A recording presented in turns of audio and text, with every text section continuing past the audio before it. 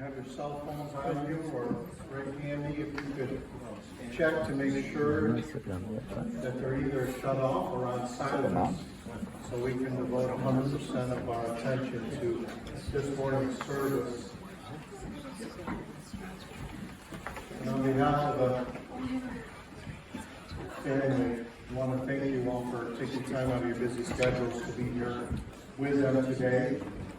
And immediately following the service here, you folks can make your way right up to our family center, which is across the parking lot, where the family has provided a light lunch and for you to share more stories at that time.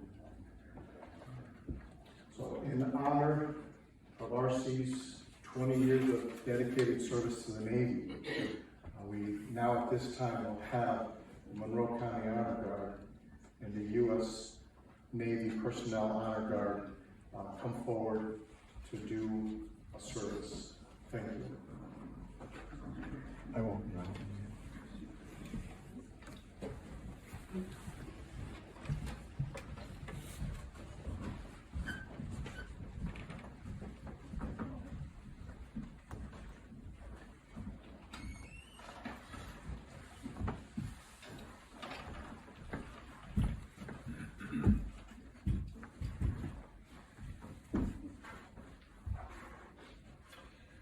Good morning, everyone. Good morning. I'm Richard Lawrence, chaplain with Monroe County American Legion Honor Guard. Thank you so much for inviting us to be here this morning to honor our comrade, Robert. Our military service today consists of a prayer, the firing of rifles, the sounding of taps, the folding and presenting of the flag, and placing a poppy with the urn. Our rifles will be fired outside, but if you do have a hearing problem, just take care.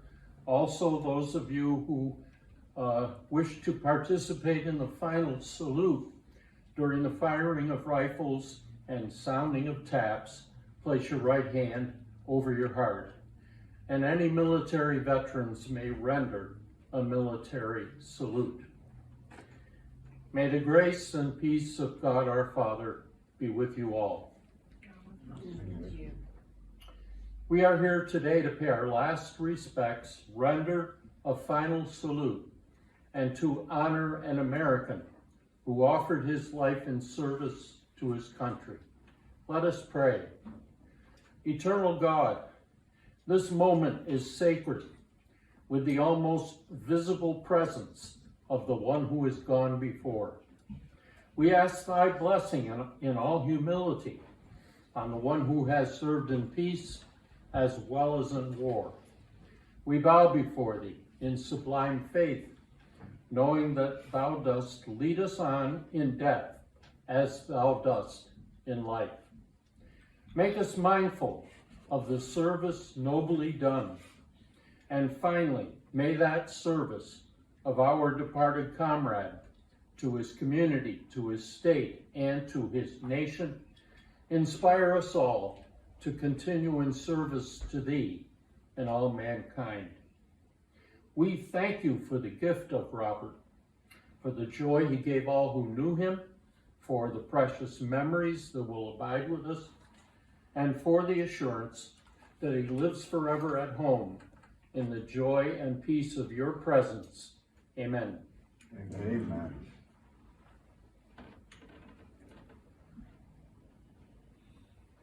Right here in the guard. Render Robert's final salute.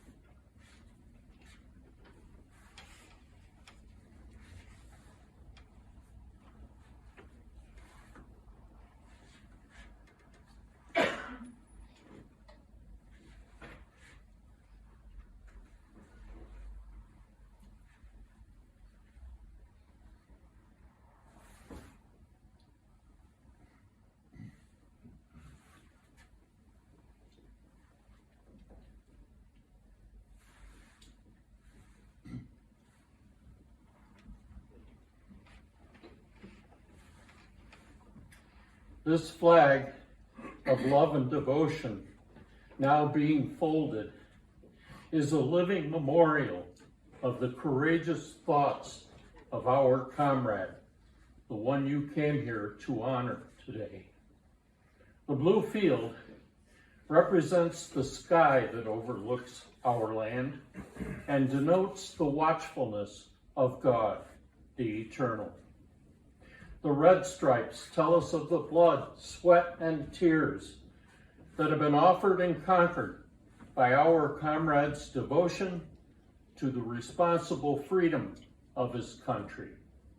The white stripes boldly proclaim the peace that he helped to bring to our future generation. This is Robert's flag. This is our spiritual heritage. Receive it with the tears of our minds and the faith of our hearts. Amen. Amen. The flag is the symbol of our country. It was folded in the shape of a cocked hat, reminding us of the time of George Washington, the father of our country. Let the three-corner folds of this flag remind us of Robert's love, honor, and duty to his country.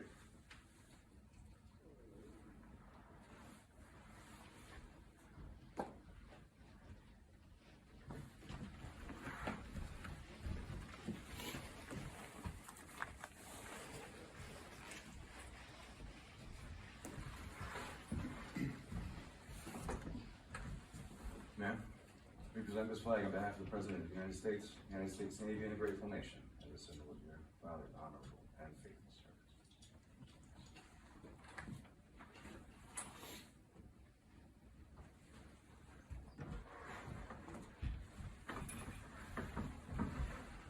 service. The poppy dates back to World War I in Flanders Field. It is the flower of forget-me-nots, also known as the flower of remembrance.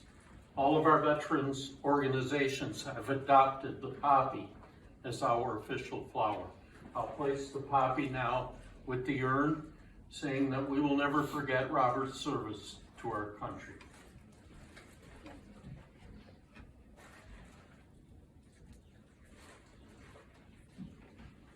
Robert, may you rest in peace.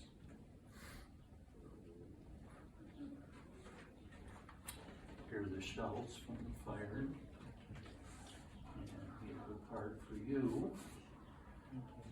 Thank you, ma'am. You're in our prayers, sir. You're in our prayers, all of you. Thank you very much. Thank you very much.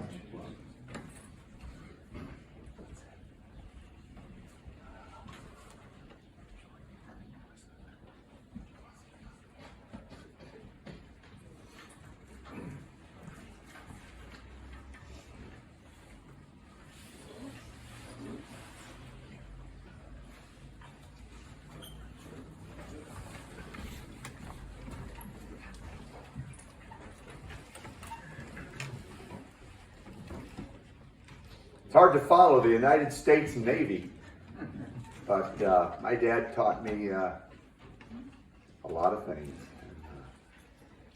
He prepared me for this. Isn't this crazy? He prepared me to stand in front of his friends and family, to stand in front of the folks that came to remember him. And he charged me, actually, as the oldest son, to pass on his final wishes to everyone, his thank yous. And so I'm about to do that. This is a little bit of deja vu for me. I've delivered some other eulogies here, my mom's eulogy, my sister's eulogy here. And so it's a tremendous feeling of deja vu. It's not a fun feeling, but it's also there's some sort of warm feeling you get when there's a whole group of people all gathered together to honor someone, especially my dad.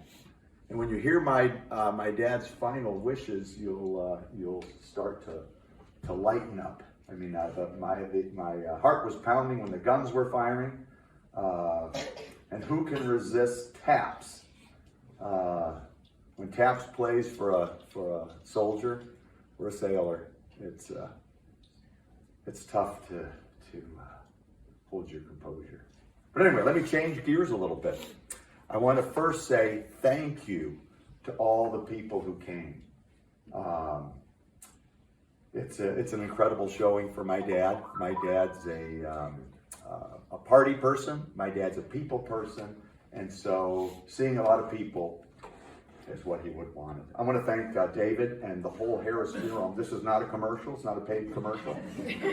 They do a great job. My sister, my mom, my dad, they've worked with us with every single thing that we've talked about. They've run over and started doing it. They've helped us with so many things. And so just, that's a plug, or really just a thank you. That might sound like a plug. I want to thank the Chapel Oaks friends, because it's not easy to get here for some people. And so I think we should clap for the Chapel Oaks. And don't forget, everybody's looking this way, don't forget Dorothea over here. Dorothea's Chapel Oaks as well. What I'll say is, the Chapel Oaks was where my dad and Dorothea, his lifelong partner, really spent what he called the golden years. And I have a picture of my dad saying the golden years suck. But I know he enjoyed the golden years. It was a fantastic group of people, and specifically the friends that are here, and most specifically Dorothea Langer, who he spent his last 12 years, Dorothea, together with Dot. She was a great companion and helper, and they were a team. And so I want to thank the Chapel Oaks folks for coming. Family, cousins, grandkids. We are family, and it's and in some ways we're a meld of several families. It's my dad's direct family, it's my dad's families, and Dorothea's families, and so that's who's here. So I want to thank. The families traveled. If you look around the room, most of the people did not come from Rochester, New York, that were family or friends. They came from all over the place: New York, Maryland, North Carolina. So people traveled all over, so thank you.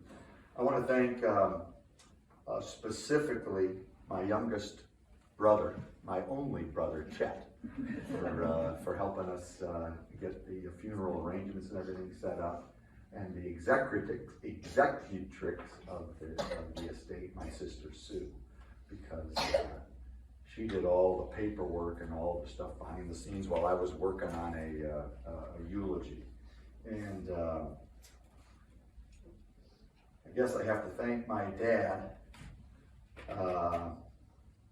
for doing all these preparations. He started working on this. Someone asked me, how did he get all this stuff set up? He had this in his closet, right, Dorothy? He had a closet full of stuff, just waiting for this day. And he said, I want to die in my sleep. Check. He did die in his sleep. And he said, I want to die young, as late as possible.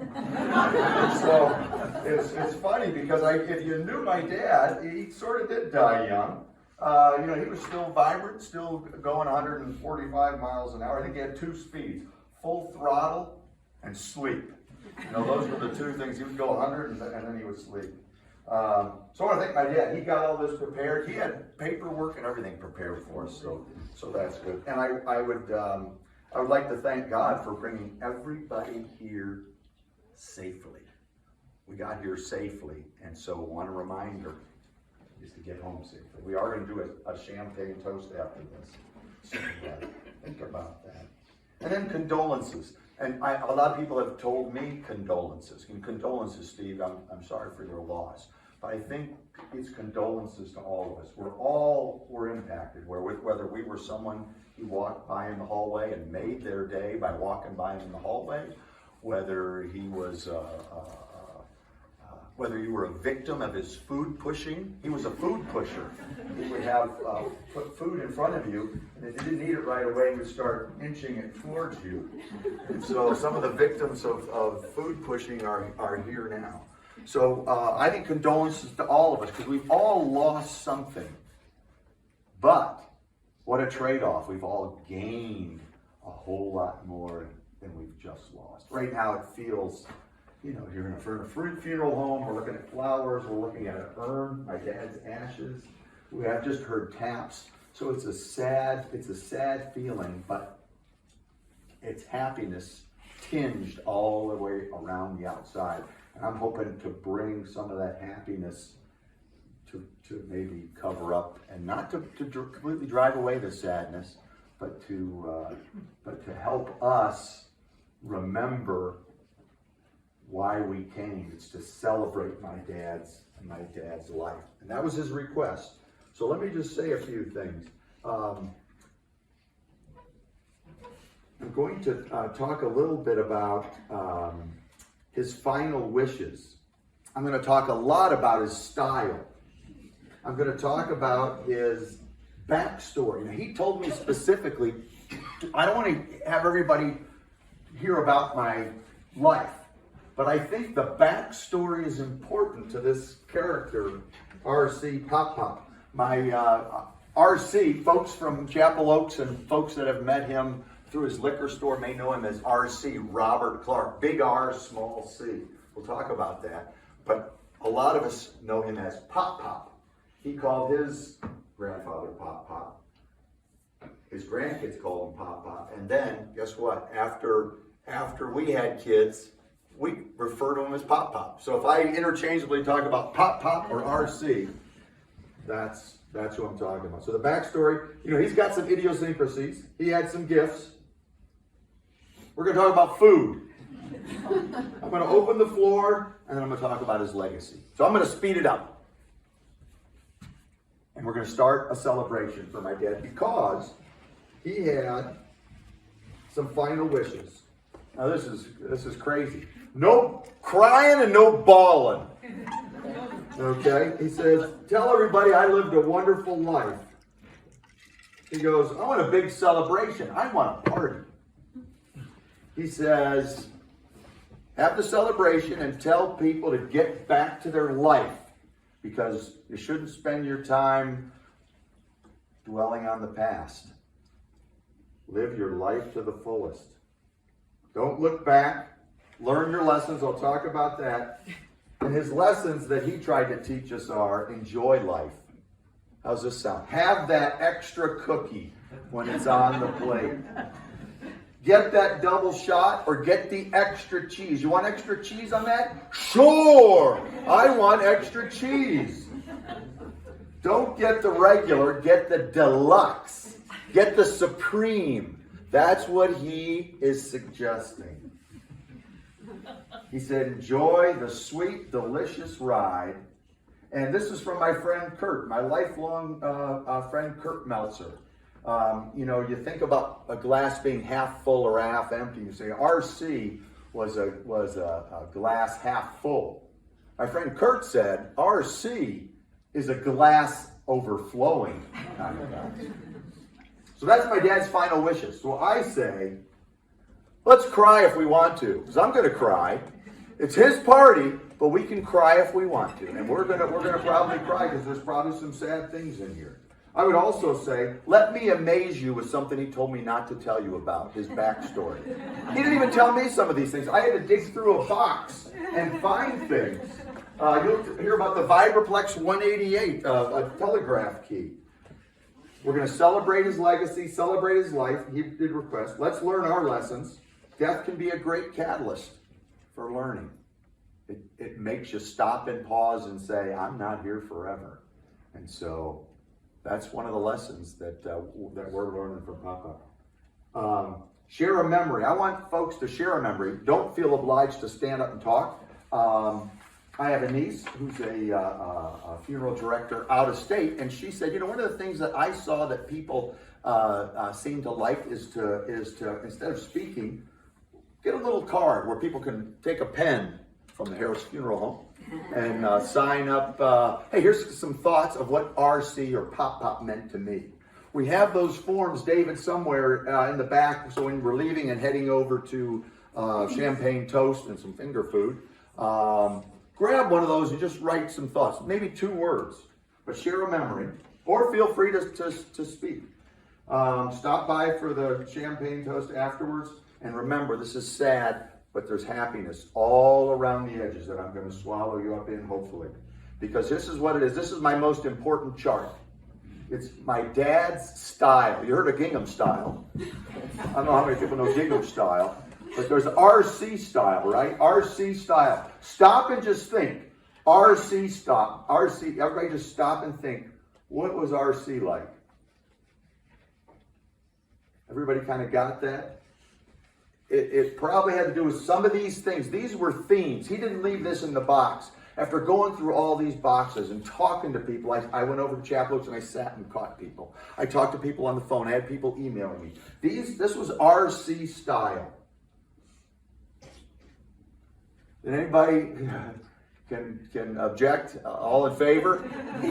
Energy, enthusiasm, spirit, and zest. That was one. That's his style. And he applied this style to everything. He also was extreme, over the top, supersized, supreme, and loud. My in-laws call us the Loud family because of Jeff. Which thing? My dad focused on learning lessons. My dad was curious. My dad was interested. My dad wanted to find stuff out. You'll hear me talk about technology. My dad had a Garmin before Garmin even knew they had a tool that people were going to be driving around. They basically sold to airplane companies for flying aviation craft. My dad got it, much to my dismay, got a Palm Pilot at age, 84, 85. Palm Pilots, I don't know if you know the software, Microsoft and Apple, you can go back. In a Palm Pilot, there's no back key. And so my dad was so curious, he wanted to do this so bad, he had a Palm Pilot with a stylus, and he had clumsy hands, and I would coach him on it. And I remember Rebecca or Rachel saying, "Dad's yelling at Pop again," because my dad would call me and start asking for technical help. And I go, okay, now hit the upper right corner. I had to go buy an IQ M3. Okay, upper right corner, there's a little check. I don't see it. Right by the time. Okay, I see it. Okay, then what? He goes, it says next. I go, hit next. He goes, I lost everything. So, and there's no back buttons. You have to turn it off and start over. My dad was curious, though. And that's what kept him alive. You want to think about, how did this guy get to 95 or 96 and a half, actually?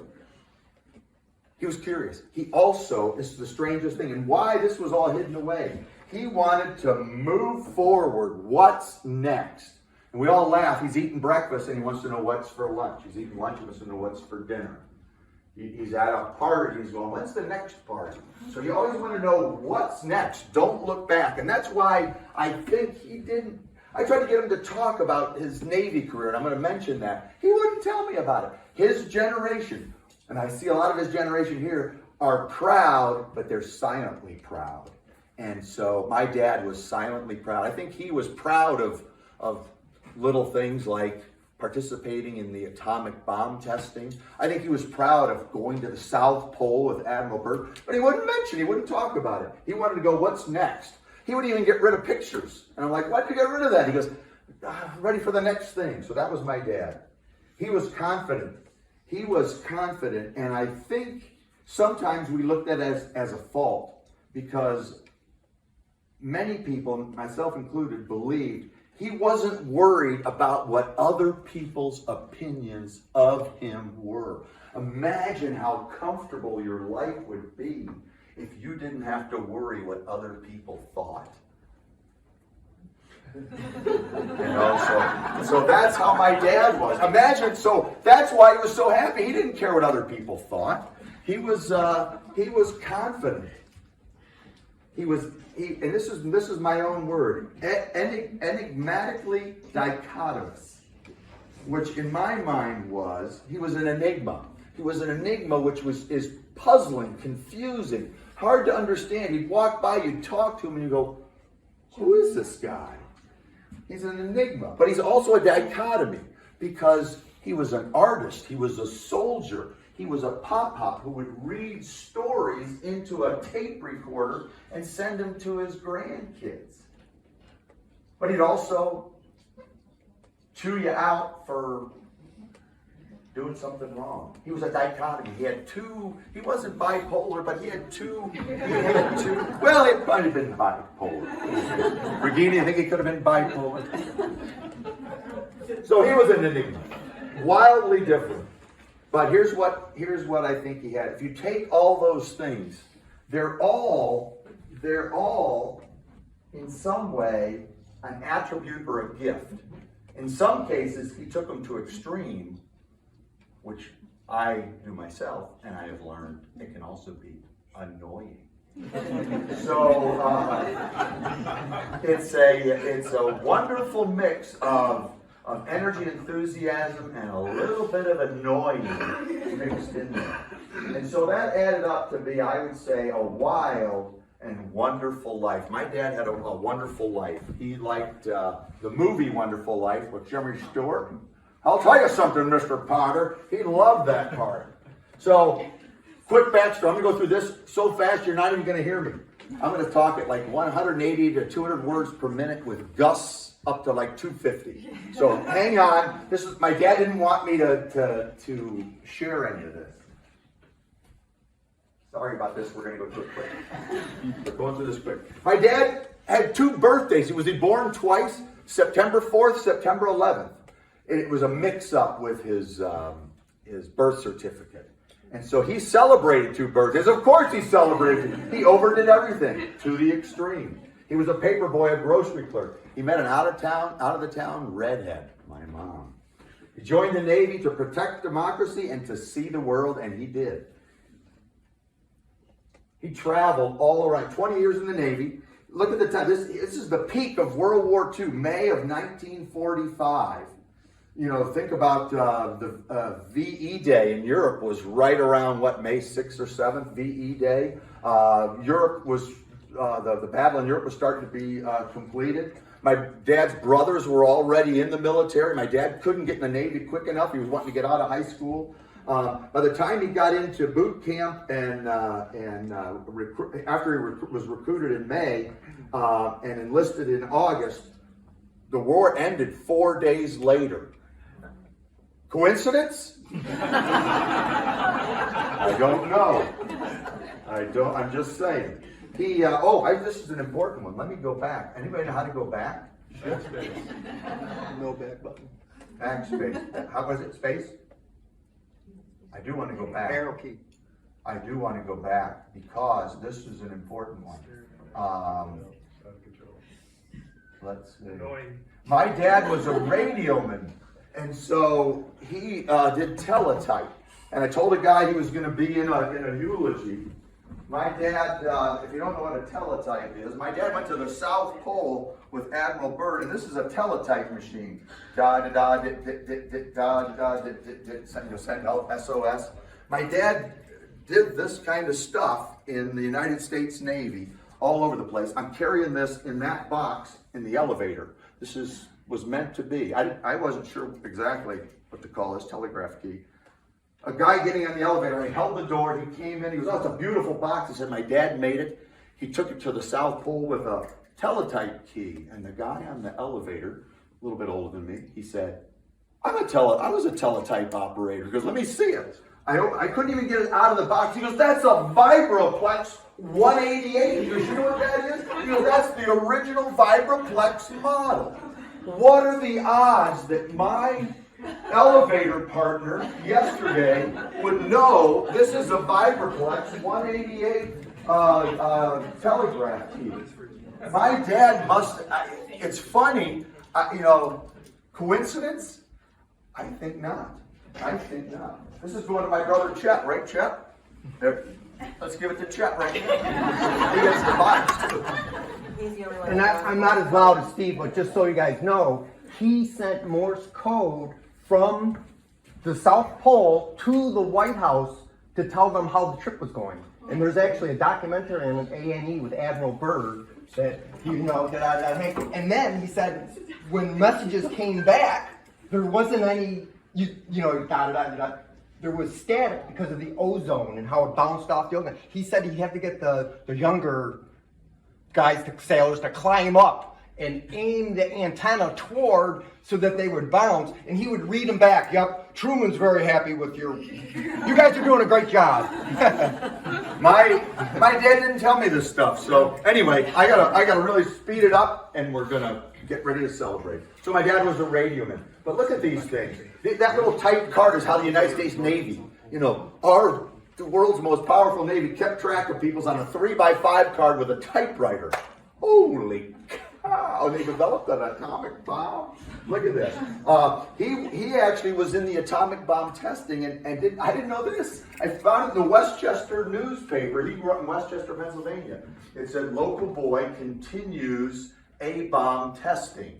He was there when they were testing the atomic bombs, and he was exposed to radiation and was tested.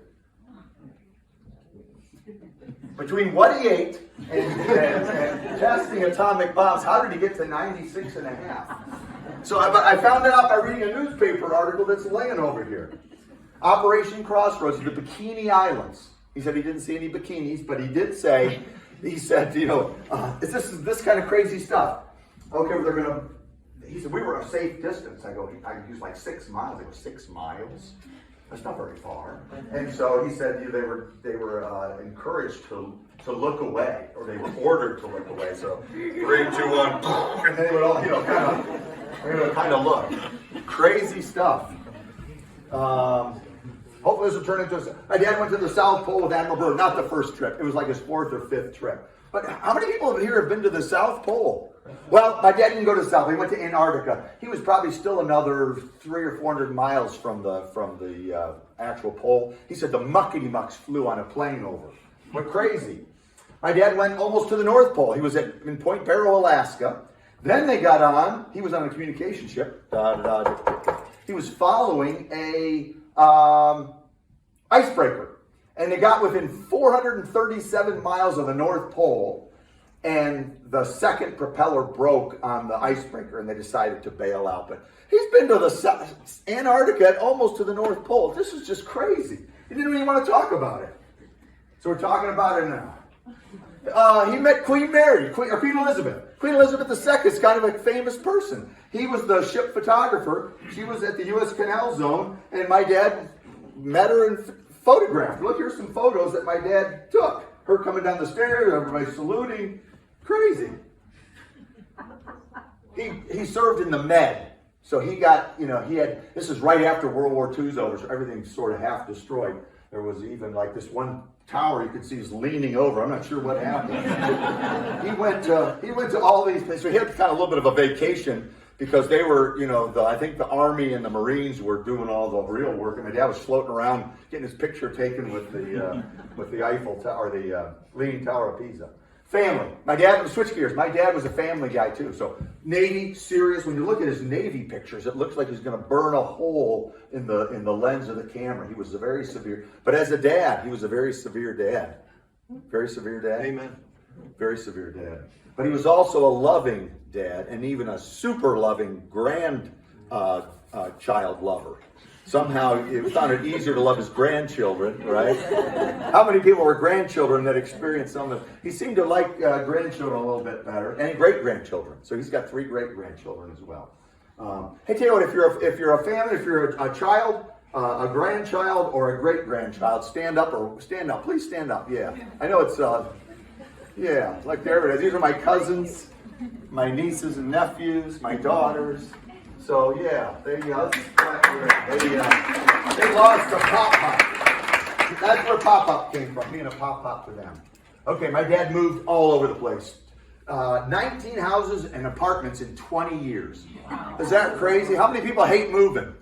My dad moved all the time. Just little stuff you wouldn't know. He worked, so he got out of the Navy, he retired, and then he went right back on a ship. He was on the USNS, United States Naval Ship. It's still a Navy ship, but they painted it white, and they had General Dynamics people on it that all used to work for the Navy. Look how serious my dad is. It must not have been a fun place to work. Well, what they were doing was they were tracking the Apollos that actually were circling the Earth and then went to the moon. And so there was a big race to get to the moon by the end of the decade, and my dad was right there on a ship I don't think they were using teletype by that point, but look at these antennas that were on these ships. You know, he just didn't tell us about all this stuff. Crazy. He owned a liquor store. My dad hardly don't think he ever drank, and then he bought a liquor store. He wanted to buy a hardware store, but they couldn't find one. So they found a golf course. His buddy, and he didn't want a golf course either, but they found a liquor store. And my dad says, I don't even drink. And the guy said, you will. So he learned how to drink, and he used to sell it. He actually, in the bottom right corner of this photo, he's shaking hands with Bully Hill. If you're from New York, there's a local winery called Bully Hill, and he's got a bottle there. It's one of the bicentennials from 1976, and he saved a bottle, and they wanted it in their museum. And so go down there and see Pop's bicentennial bottle. The upper right-hand corner of this is his advertisement after he retired from General Dynamics, what he wanted to do. Okay, I think we're done. Retirement. He had a dream retirement. Florida, went to Florida. He was the winter Florida kind of guy. Go there in October, November, come back for Christmas, go back until the grass turned brown. That's when he wanted to come back, when the grass turned brown. He loved walking. He loved the beach. He loved sunsets.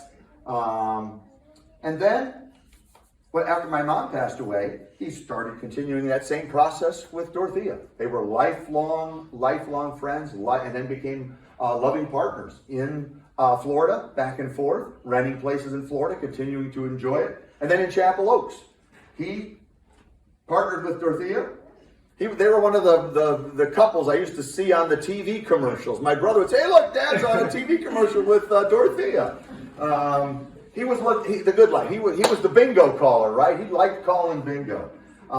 He was the main bingo caller, and he was a birthday speaker. Did he give up and how many people had birthday things from my dad? Anybody ever get a birthday thing from my dad? Yeah. So, and he would give them champagne, and I think they called him the Champagne King. And so we're going to have some champagne across the street. So let me just recap his career. It almost sounds like Forrest Gump. If you're familiar with Forrest Gump, he got within 400 miles of the North Pole. He visited the South Pole with Admiral Byrd. Did I even mention this? He happened to meet Harry and Bess Truman. He was stationed on the USS Missouri, where they signed the Japanese U.S. or the Allies armistice to close World War II. My dad served on the Missouri. I don't have a picture of it there. He participated in atomic bomb testing. He met and photographed QE2, and he sailed to help the people land on the moon. Crazy. So he was a painter. I'm going to go through this really quick. He would work a crowd. He would tell stories. Look at this painting. How many people have heard a Pop Pop poem or an RC poem? He was a poem writer. Look at this artwork he did. This is just, it's crazy. He's a dichotomy. He's an enigma. Watercolors. And then he also worked in oils. This is my favorite because it's this one right here. The guy with the big smiley button. He gave this to me. Big smiley button, and then he's walking down a rainy road and he's kicking a can down the road. That's a classic. That's my dad. So my dad was a painter as well. He wrote songs. I have a tape, but I don't have a tape player. But love songs. Is love all that matters? Let's go to heaven. I only have myself to blame. As long as I'm with you and I'm headed home. Those are some love songs he wrote. Maybe if we have a reunion sometime, an RC reunion to continue his legacy, we'll listen to those. I'm going to try to figure out how to do that. Okay, here's some quotes. You gotta. He was strongly opinionated. You gotta have champagne. You gotta have bread. Sure. Dad, you want to go get some lamb lollipops? Sure. He always said, to Dot's detriment, he would never let it go. He would leave it go. He said, leave it go. My dad, you probably heard me saying this. If you can't say anything nice, don't say anything at all. As long as you're living under my roof, you're following my rules. If everybody liked chocolate, they wouldn't make vanilla. And we used to complain. We had 5 kids in my family, and boyfriends and girlfriends and dogs and so forth. He put a ping pong table. We'd all be eating. My dad would be cooking steaks, and we're like, I don't have enough room. And he goes, let's just hope we're this crowded in heaven. That was one of his phrases. So he's there now. Let us know if it's crowded, Pop Pop. And then here's something he told me: leave the campsite better than you left. We'd be camping, and we'd be like raking. I go, Dad, it was a mess when we got here. Why are we picking up all that? That's somebody else's stuff. And he said, always leave the campsite better than you found it. And I think that was one of his underlying themes. I think he left our big campsite better than he found it. And this is a funny instruction to my daughter, Rachel, who stood up back there. She was going to college, and I go, do you have any advice for Rachel? And he said, yeah, Rachel, chin up, head down, go, go. How does that work? Now, my son-in-law, Wes, said, that can actually work. I said, well, how can you have your chin up and your head down? My son-in-law said, if you're hanging upside down, your head is down, you can have your chin up, and then you can go. The go-go part's kind of hard. Those just typify my father. Lots of idiosyncrasies. I told you about technology. The only technology he wouldn't do was FaceTime. He goes, I don't like FaceTime. It makes me look fat. But iPads, everything. Lawrence Welk. He loved Lawrence Welk. Tom, did he like Lawrence Welk? Dot, did he love Lawrence Welk? Yeah. You're going to hear Lawrence Welk music playing after this. Movies. He loved movies. Dot, did he like watching movies? Certainly did. Even the bad ones, right? My dad and I watched the biggest flop. They had the most cost and the least fan base, and was actually pulled out of the theater, called Heaven's Gate. Anybody ever heard of Heaven's Gate? It's like 4.5. The original was 4.5 hours. People were leaving. They finally took it out of the theaters. My dad wanted to watch it. And then they did a remake. They shortened it from 4 hours to like 3 hours. And my dad wanted to watch it again with me. So I quit going to Rochester as much after. He loved It's a Wonderful Life. He liked doing jumbles. That was what he did, jumbles and crossword puzzles. Food. I'm going to talk about food real quick. Look, he lived food. I told you, he didn't eat to live. He didn't even live to eat. He lived to talk about food while he was eating food.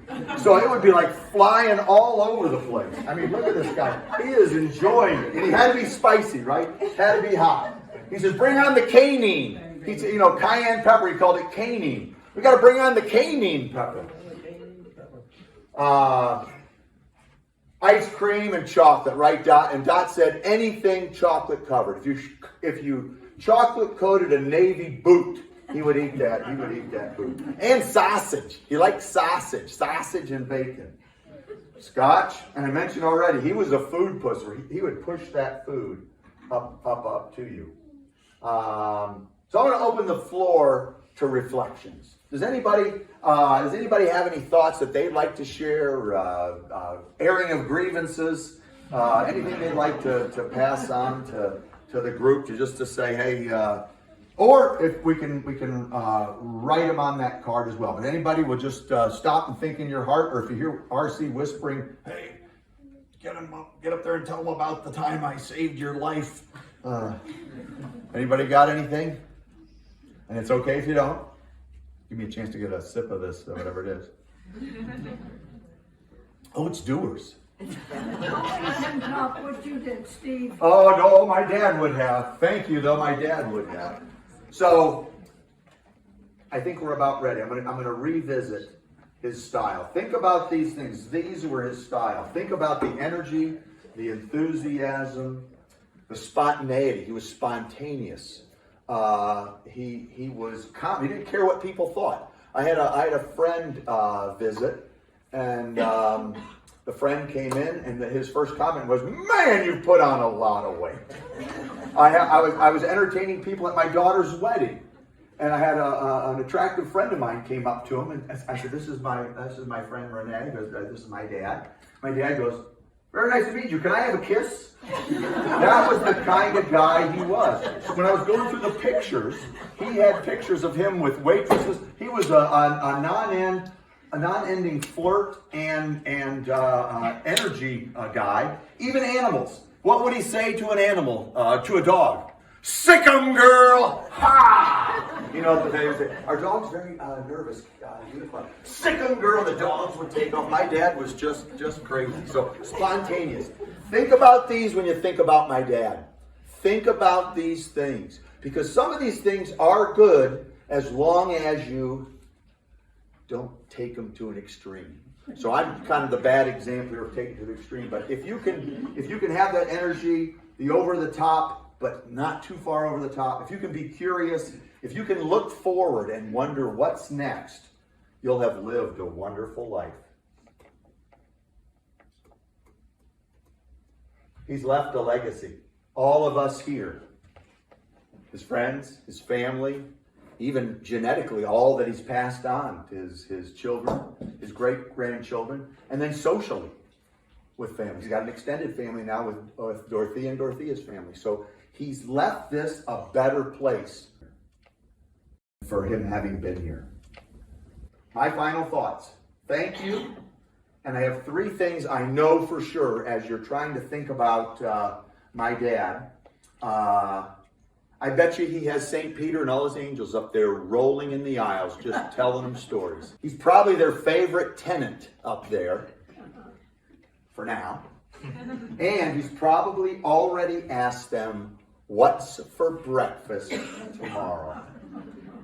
My message to him is, Dad, we're going to remember your unending, undying energy. We're going to continue to marvel about all the things that you did in your wonderful life. And we're going to be always amazed and sort of humbled that he never told us about it. And so maybe that's his example of humility that we didn't know about. And we're going to celebrate his wonderful life. And we're about to go across the street. And so I'm going to say, fill out a memory card if you can. Take Pop-Pop's lessons with you. Energy, enthusiasm, curiosity. Take a button.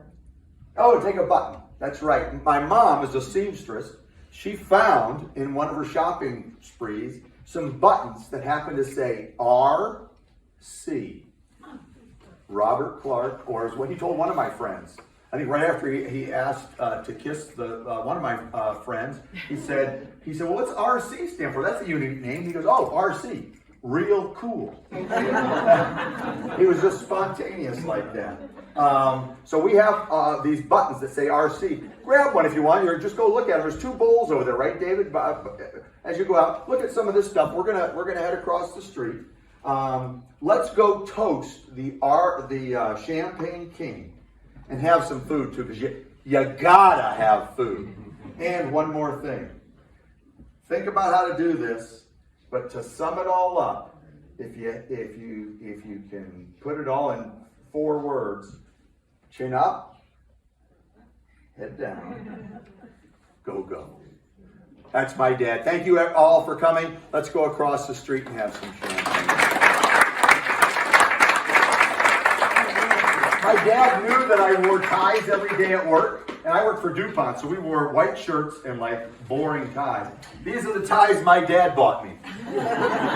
So 2 days I wore these, 2 days or 3, and they said, where did you get those? I go, my father. So I may slip into this for going over there. These are my dad's ideas of a tie. Isn't that crazy? That's Pop-Pop. And for all those people I didn't get a chance to talk to, now I'll be able to. I had technical difficulties. I talk too much. I talk too loud. Now let's go celebrate. Right across the street. Sue, you want to say anything at the end? No, I just want to say thank you. Oh, you're welcome. Thank you. That was wonderful. Yay. Thank you. Yeah, family hug. Who are we? The Thomases. We're the last 2. Thank you. Hey, guess what? I got something to say. Oh, he's got something to say. I know it. So, Oh boy.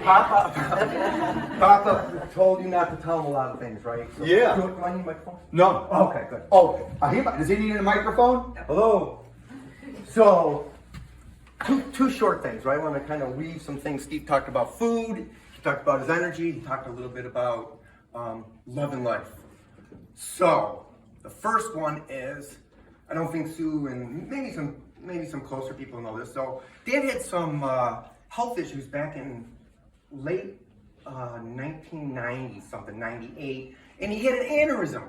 And come to find out, he had an aneurysm in his stomach. It was the size of bigger than a Grapefruit. Grapefruit. And come to find out, his father had it, his sister had it, all three of his brothers had it, he had it. I went to my doctor and said, hey, my dad's got this thing. She goes, you better check it out. So the good thing is it skipped generations. So that's good. So Yep, same here. So I went to the hospital with my mom. My dad said, hey, can you ask to see what we're going to have for lunch? And it's like, really? And he goes, well, I didn't have breakfast. So I said, Dad, how you feeling about this? He goes, pretty good. And what is that pretty good? He's confident. He goes, yeah. He goes, this is going to go easy. It's going to go good, right? So we go through the operation. And the doctor comes out after 45 minutes or so, and he goes, and I don't know if he told you guys this. He had a 5 to 10% chance of living. And What? it's like, yeah. And he's like, what? He goes, don't worry about it. He goes, So all of a sudden, so we wait 2 hours, 3 hours. All of a sudden, the nurse comes in, hey, Pop-Up's awake. So we go in, and he goes, are we going to stop at Bill Graves on the way back? It was the first thing he said to me. So that was kind of like his courage, his love of life, his wanting to live. And the other thing was, Steve mentioned about, that was like in 1999, 2000. And then moving forward to 2013, he had some more health issues. Come to find out, he was on some medicine that hardened his lungs, and he had trouble breathing. He said, hey, you got COPD, and he had all sorts of trouble. And we would go to visit him in the atrium in Spencerport and say, Dad, how you doing? Oh, terrible, right? And week after week, he was getting worse. So finally, he goes, can't do it anymore. Just can't do it anymore. Drive home, and Dad, you can't do it, Steve. I can't do it anymore. He goes, let's talk about it. So he goes, when you get there tomorrow, let's talk to him. We'll kind of talk. So I get there and said, hey, Dad, Steve's going to be calling and everything. And phone rings. He's got a flip phone. So I didn't he had one. And he opens it up. He goes, hey. He goes, can you excuse me for a minute? So I had to leave his room, right? And I 5, 10, 15, a half hour, I finally look at him. He goes, okay. So Dottie called him, right? And I was like, hey, Dottie, what's going on? And he goes, oh, I heard, he's not doing too good, right? So Dad said, we gotta, I'm not doing good, right? So day after day, week after week, he's starting to ride his bike. He's starting to eat. I mean, I had to feed him at this place.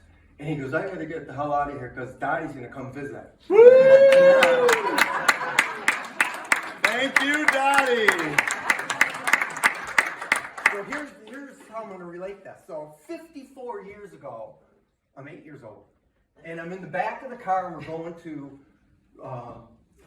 Rochester, Pennsylvania. My dad's one of 5. We'd have these family reunions, right? And then we come back. And then we'd go to Patton, Pennsylvania. My mother's one of 10. All sorts of reunions and stuff, and come back. So now I'm getting a little older, a little more mature, and I'm reading the map, right? And we're reading the map, and we're coming down. I said, Dad, how come when we come down, we always end up going toward Mohawk Valley, and then Utica, and Herkimer, and Gloversville? And he said to me, we're going to see Dottie and George. Yeah, so thank you for all the extra stuff you did. Yeah. I found this watch that I'm going to award the check. This is in my dad's underwear drawer. Too much information. This was heading away for Chet.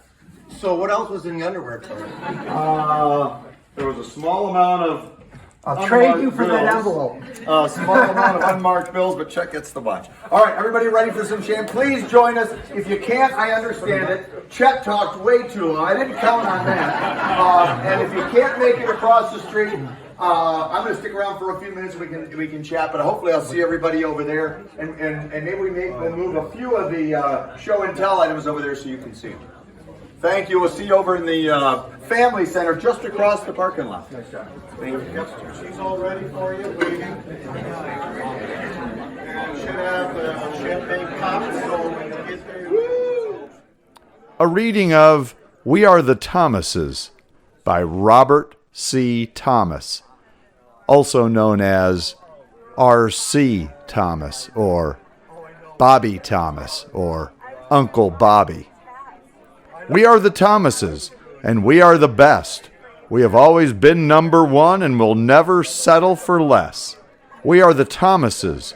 We gather for the first time to meet cousins, aunts, and uncles, your kids, their kids, and mine. We are the Thomases. We're almost 100 strong. Oh, how the family has expanded. We're mighty proud to belong. We are the Thomases. We really have been blessed. Because of our heritage, we're a cut above the rest. We are the Thomases, and it's a grand old name. It has stood the tests of time, one we're proud to lay claim. We are the Thomases. We're like golden pearls. Thank God for precious Maud G. and grand old W. Earl. Our parents were lovers. We're the same peas in a pod. We were raised as Christians with a strong belief in God. They taught by example, and love was always there, yet they didn't spare the brush or belt to you know where. We were taught lots of lessons, and we have learned them all. For this we give great credit to our loving Ma and Pa. But one of the greatest lessons that we would happen to see was what they always taught us about a loving family. We are the Thomases, and we're proud of our start. We learned all the right lessons, straight from the heart. A bad depression was on when we were very young. Most families were devastated, but ours got really strong. There was very little money, for our family was so big. How does one make ends meet when there are 5 growing kids? Dad and Mom would do without, so us kids would have enough. Theirs was a life of giving, not one to grumble or fuss. They never took a vacation, nor went to a picture show. Just providing was a full-time job, a commitment made years ago. Mom would tend her to her flock and bear all the social pain, yet showered us with family love. You never heard her complain. The good Lord smiled at W. Earl and gave him this special promise. You'll all make it through this life because you are a Thomas. Billy was the firstborn. His philosophy was can do. So he became the second W. Earl and married Aunt Betty Lou. Buddy was the second-born. He led a pool shark pace, yet becomes a company president and marries Amazing Grace. Bobby was the third-born. Now that's the middle child. He really got it from both sides, and they all drove him wild. He left home at 17 to sail the ocean breeze, then made the Navy his career and married Aunt Louise. Mary was the fourth-born. Now a girl in the family, she got away with murder and would always pick on me. I'm about to blow my lid when off to school she'd go and becomes a super-duper nurse, then marries Uncle Joe. Jimmy was the fifth-born. He was the end of the line. He careered in the Army, serving in Korea and Vietnam. He gave 20 years of his life to serve, protect, stand guard, and standing proudly at his side is his wife, our Aunt Barb. And would you believe it, from these original 5 came the joy of our hearts, all you gals and guys. And these 5 original kids are still married to their original mate. That's over 200 years of married life. Now ain't that great? How could such a thing happen? Why didn't someone break their promise? It goes back to our family teachings, because we are the Thomases. We are the Thomases. We are for the rights of man. We're for liberty and freedom and peace throughout the land. We're for hopefulness and caring. We're for justice for all. We're for tolerance and equality. No one is above the law. We're for helping and sharing. We're for a world that is free And all these hopes are possible with a strong family. We are the Thomases. Maud and Earl gave us a good start. Let's keep that ball a-rolling and contribute from the heart. Let's make a difference in this old country of ours. When a job needs some helpers, let's all supply the power. Give us your difficult jobs, a challenge that makes us stronger. Have one that is impossible? That may take a wee bit longer. And when the weight of your problems are so heavy you could cry, roll up your sleeves and get started. Give it the old college try. Be like that famous choo-choo climbing up the mountain's end. It had an impossible pull, but it shouted, "I think I can." He tugged and strained and sweated. In his heart he knew he would. And when he reached the very top, he shouted, "I knew I could." We are the Thomases. We are like the choo-choo train. We'll get to the top of the mountain because Thomas is our name. We are the Thomases, and we've reasons to be proud. So yell out your praises, shout them out loud. We are the Thomases. A Thomas there will always be, for our name is really spreading throughout this land of liberty. Let's take a moment of silence and offer up this prayer. Thanks, Mom. Thanks, Dad, for just being there. Thank God for our family. In return, we give this promise. We'll make the world a better place, for we are the Thomases. By R.C. Thomas, formerly known as Bob Thomas, better known as brother of Bud Thomas.